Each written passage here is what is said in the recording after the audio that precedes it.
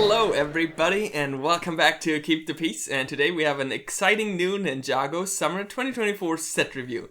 This time we're looking at set number 71821, Cole's Titan Dragon Mech, and I'm really excited to look at this one.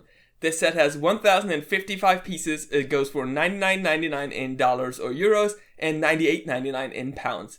This set comes out June 1st here in Europe or August 1st in the US. We got this set along with the others sent to us by the LEGO Ambassador Network, but I'm going to give you my personal opinions about this set. Before we get into the set itself, I want to show you something about the box real quick. This opens like this. So we have kind of like a lid and then the box, which is pretty interesting. That's pretty new for LEGO to do boxes like this. But with that out of the way, let's get into the set itself. Okay, here's a first quick look at everything in the set, which is very simple here. We have the giant mech, and of course the Cole minifigure in the driver's seat. We'll look at Cole first, and then we can go in depth on the mech. This set only comes with one minifigure, but this one is exclusive to this set. I will say I personally love this minifigure, even though I know the white is a bit controversial in the community. I personally just wish we had these kinds of suits for all the ninja with their Titan mechs. And it could have been really a cool start to include like one or two of the others in this set as well, like a Zane or Lloyd in that suit. That being said, this is not a set you buy for the figures. The mech is the main star here, and I get putting as much of the budget in it as possible, and I respect that. All that aside, this Cole figure uses the new hood mold that was introduced in the January wave with the orange and black dual molding, which is still my favorite ninja mask mold, so I'm quite glad they used that one. It also uses the Dragon's Rising headpiece with the elemental style visor, and additionally this also has the Praetorian Guard armor piece in orange. Otherwise, the torso and legs are white with orange hands, and it has some very detailed like high-tech armor prints.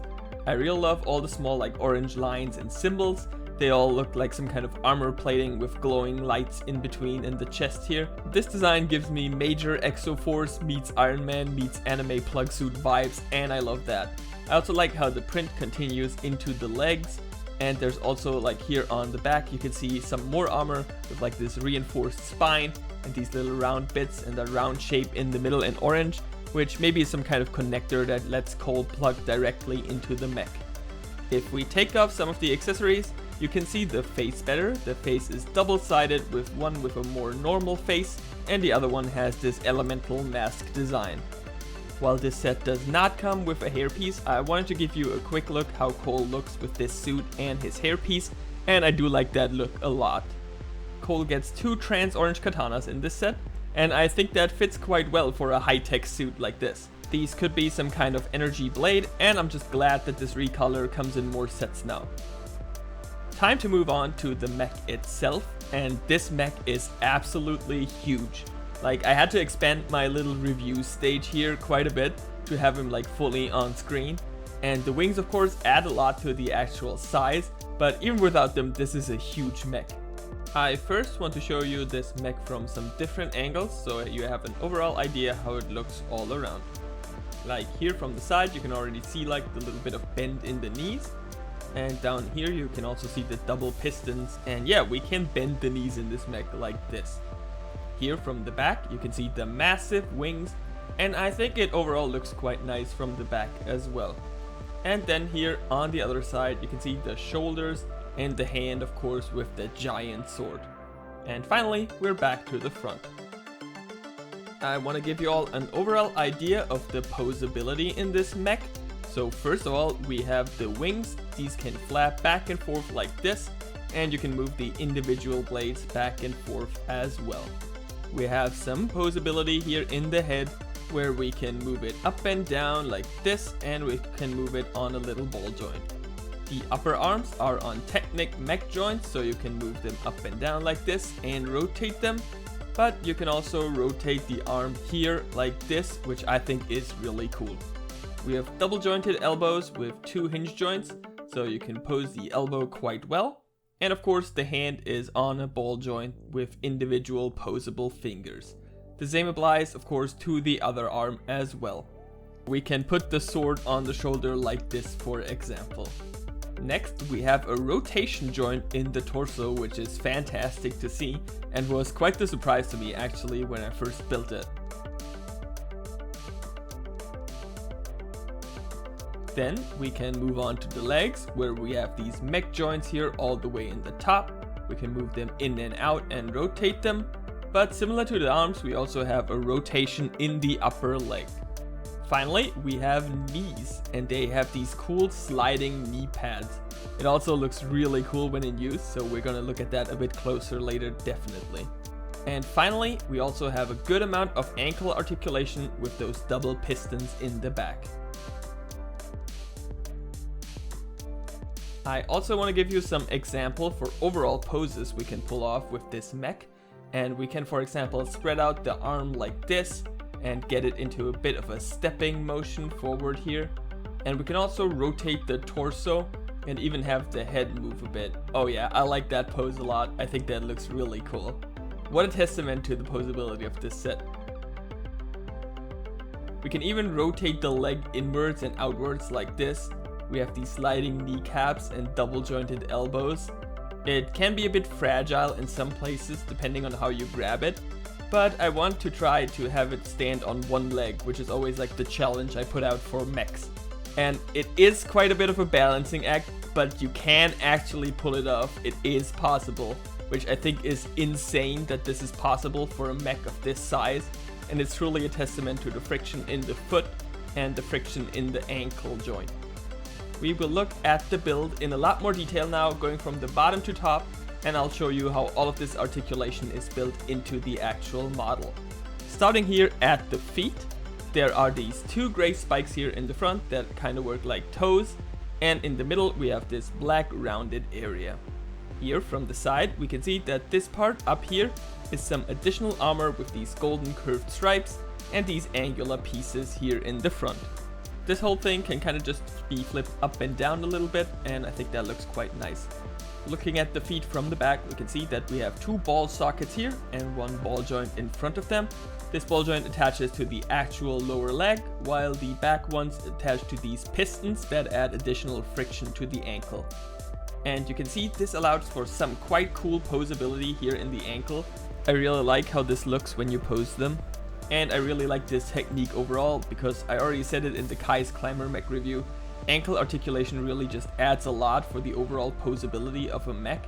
In the back of the foot there are some more of these gray angular pieces, and if we look in the bottom of the foot you can see that we have a bunch of these orange rubber pieces that add some friction to the foot so you don't really slip with the mech. Looking at the lower legs, we have these big kneecap section here in the front with these little slopes in the middle as some kind of grill, and we have these little golden spikes on the sides of the kneecap.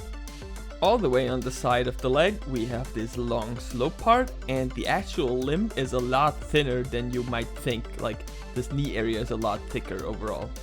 On the back you can see the dual pistons. These are attached via mixel joints here on the top, and then up there we have this wonderful row of triple ball sockets. And this is of course where you can bend the knees, which is fantastic to see. Knee articulation on a mech of this size is just absolutely amazing. In the front here we can see that this whole knee pad area moves with the knee.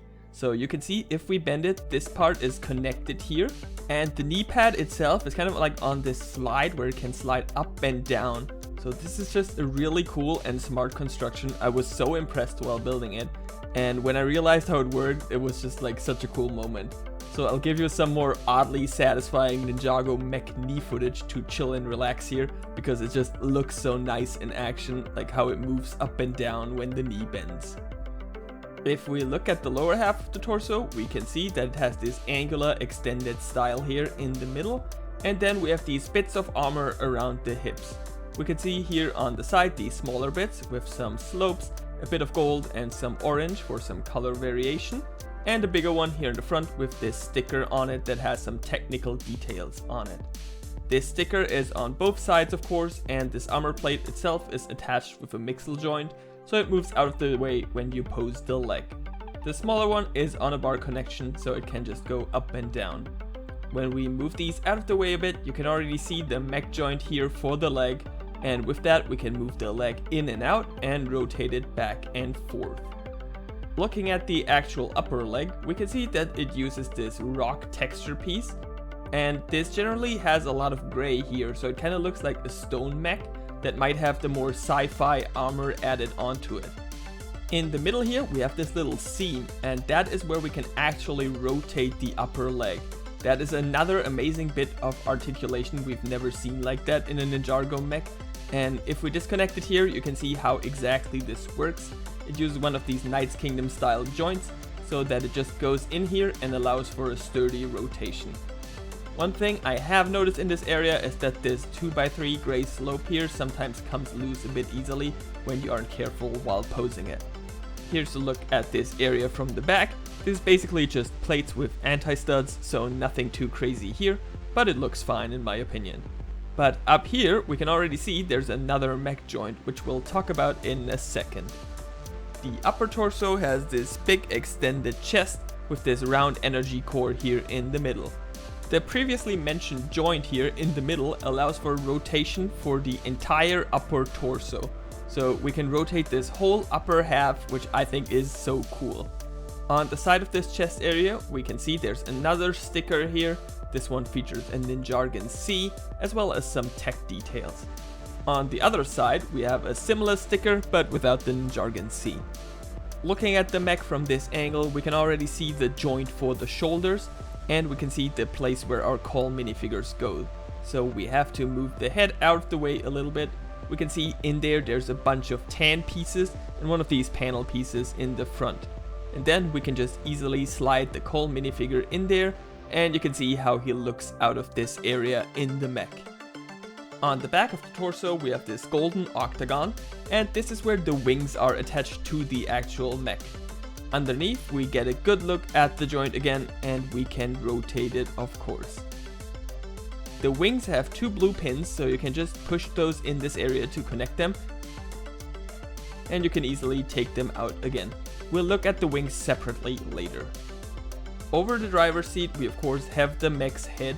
The neck is connected with a bar clip connector, and the head itself is on a ball joint, so you can pose it forward and move the head itself around. I think it's really cool how they use the Moon Knight blade piece for these little horns here on the mech. And we have of course a little bit of transparent here for the eye of the mech, and on the sides we have these golden blades that go to the back.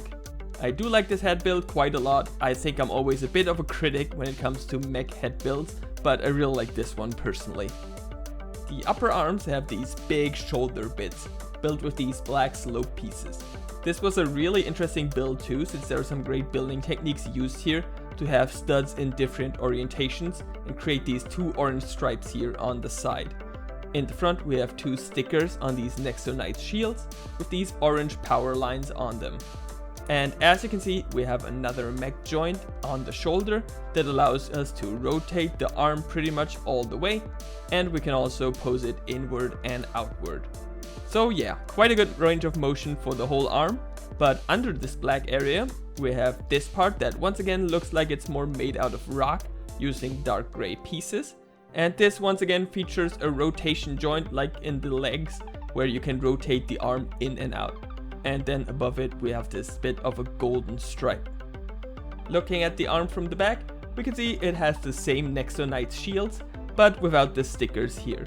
And you can also see the back of the lower arm here, and on the sides you can see the two orange stripes I mentioned earlier. The lower arm of the mech has these big white slopes here, with some cool technical details as a sticker on them, and the lower arms are connected with these double hinge joints up here. These allow for a really good range of motion in the elbow, and if we rotate it to the side you can see that there's this orange bit that kind of sticks out of the arm with these white slopes on top. Generally I think this creates, at least for me, this look of like a big armored glove, and I do like that. On the inside of the arm we have this round golden tile as a little decoration, and this mech of course also has hands, which have little stickers here on both hands for some extra detail. The hand itself has a pin here in the middle, and of course has individually posable fingers.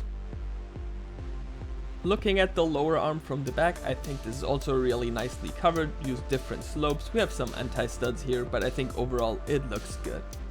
The other arm is pretty much all the same with the same stickers, even on the hands here of course, but this little pin here in the middle of the hand is of course also what's used to connect the giant sword with the pinhole here. So we can just connect that here and close up the hand with the fingers. This sword is of course absolutely massive, and I honestly think that looks really cool when we hold it up like this. If we just look at the sword on its own, the blade piece on itself is of course really big. It uses the wing piece from the Dune Ornithopter, which is such a cool parts usage. And the hilt is built just with a bunch of Technic pieces. You can kinda rotate this lower area, maybe that allows to hold like the sword in some different orientations. Just holding the sword in my hand is kind of really weird because this is like the size of like an actual bread knife for actual people, which is really funny that that's the weapon of this mech. Looking at the detached wing part, you can see that you can pose the whole wings inwards and outwards with these double mixel joints, but you can also move the individual blades back and forth with these little hinge joints. In the middle of course there are the pins that allow you to connect it to the back of the mech. And you have these clips here on the sides of the wings that allow you to attach the trans orange katanas to the mech. And here's how the detached wing section looks from the back. I wanted to give you all some size comparisons with this mech. This is being advertised as the biggest Ninjago mech ever, so I wanted to show it next to some of the other contenders for that title. We have the Ninja Combo Mech here on this side, and you can see it's quite a bit taller. And then we have the Crystallized Samurai X Mech over here, and you can see a big part of course are the giant wings of this mech, but if you compare the head positions you can see it's still quite a bit taller. Here's also a quick look with Lloyd and Aaron's Ninja Team Mech next to it. I additionally also wanted to show off the full Titan Mech lineup we have right now, with Jay's Titan Mech, Zane's Titan Mech, and finally the good old original Lloyd's Titan Mech. And you can just see how much bigger Cole's is to the others on the Titan Mech team, but I do still think they look quite cool as a team together. I especially think the color consistency with like the pretty dominant white in all of these makes them work together quite well, while they all are very unique in their build. We can of course also get them in some cooler poses here for some better team shots, and I just really like how these mechs look together, and I hope we get more of this lineup. Here are all the spare pieces in this set. There's nothing too crazy here, but it's great to get an extra one of these Moon Knight blade pieces. There is one sticker sheet in this set, and there are quite some stickers of course, but I do think they all add some nice details and help with like the sci-fi look of this mech. The set has 4 instruction booklets, and I really like how on the front it shows which bags are used in each of the booklets, and then it also shows like what part of the finalized mech you're building in it. In the final booklet you can see that all the way in the back we have an ad for some other sets in this wave, and this set came with mostly paper bags for me. Some of the small bags in the paper bags were still plastic, but some of them were already paper, so I think they're still in the process of switching everything over. Okay, it's time to give you my overall thoughts and opinions about this set, and if you can't tell already, I absolutely love this set. I know a lot of our audience is also very big into like buildable figures and mechs, and I'm very happy to report this is not only the biggest Ninjago mech ever, I'm quite sure this is also the most articulated Lego mech ever, and it's also my new personal favorite Lego mech ever. As someone who's really into mocking and building techniques and all that, this was such a cool and inspiring set to build. Like the way they achieve all that articulation and detail in a mech that size was so impressive. I feel like I learned a couple of new cool building techniques to hold up that amount of weight while keeping that amount of articulation. Like the big standouts are of course the ankles, and then my favorite part of the whole mech is the way they built the knees. Like when I first realized like how exactly the knees work with that sliding like knee pad function, that was such an aha moment in the building process of this mech. And every time I pick this up, I kind of just want to bend the knees because it looks so satisfying how these slide up and down. This set has 1,055 pieces, goes for $99.99. So price per piece wise, you're there where you'd want to be for a Lego set. And I also think volume wise, this is a big mech, it makes sense. From my understanding, joints also usually add a lot to the price of a set. And this set has so many joints. So like we have 3 socket joints in the knees, 3 in the ankles, and then all the mech joints and Knight's Kingdom style joints. So I'm actually quite surprised by that price. The designer Neek kind of went into some detail on Twitter about this set, and he mentioned that one of the reasons we only have one minifigure here and no like extra builds or extra minifigures is they wanted to like use their whole budget for the mech itself and add some details they usually wouldn't be able to add, like some extra armor, extra details, extra joints. And I think if those are the two options, I think they definitely made the right choice. The mech is the star of the set. People who will want to buy this set will want to buy it for the mech. So it makes sense to pretty much focus on those details of the mech. And I think the one minifigure we have, it's also pretty cool that it doesn't like go into any other like collection of minifigures. It's very much like specific to the set. So it kind of like accents the mech, which is once again the star of the set. One thing I do think you have to know about this set, and that is very much intentional according to that thread on Twitter. This is more of like an articulated figure than it is an action figure. So what I mean by that is you're probably not going to have the greatest time playing with this set, like having play fights with your other Lego mechs and stuff like that. Can be sometimes hard a bit to where to grab it without like stuff breaking off. But instead you can have it like be super articulated, put in some cool action poses, and then display it or do like photography and stuff like that with this set. More like an articulated figurine. It's kind of like the way to use this set. This set is also aimed a bit at an older audience, which I think is once again really cool to see. I first mentioned this in the Dragonstone Shrine set, that I'm very happy that they're doing these like Ninjago sets for older fans. It's nice that they recognize that there's a lot of older Ninjago fans too, and we get like hyper detailed sets like this. So I hope this is going to be successful, so we'll get more like older focused sets like this. Overall, I definitely recommend this set. I think this is a fantastic set. It's really cool. I had so much fun with this one. This is my favorite Lego mech ever now, so I definitely recommend this set. Big thank you to the LEGO Ambassador Network for letting us review these sets early. I had a lot of fun with this one especially, and be sure to subscribe here to Keep the Peace to get all of our Ninjago 2024 set reviews. See ya!